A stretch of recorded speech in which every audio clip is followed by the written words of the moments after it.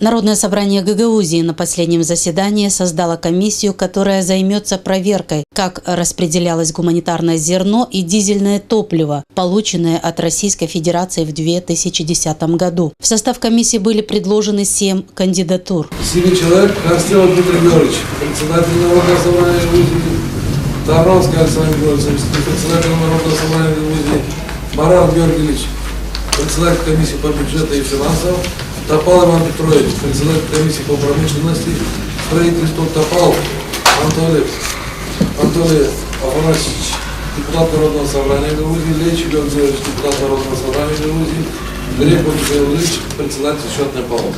Но не все из предложенных кандидатур изъявили желание заняться проверкой гуманитарной помощи. Депутат от партии коммунистов Георгий Ильич входить в комиссию отказался. Членам комиссии, я думаю, было бы неотлично, тем более некоторые уголовные дела, которые свойственно по указанию в свое время и расследуются, или завершаются. Это, повторяюсь, с точки зрения моего бывшего статуса, как говорится, было бы неэтично.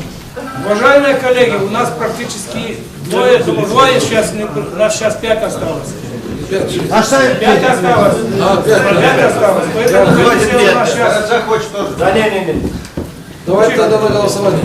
После некоторых прений народные избранники утвердили комиссию в составе 5 депутатов.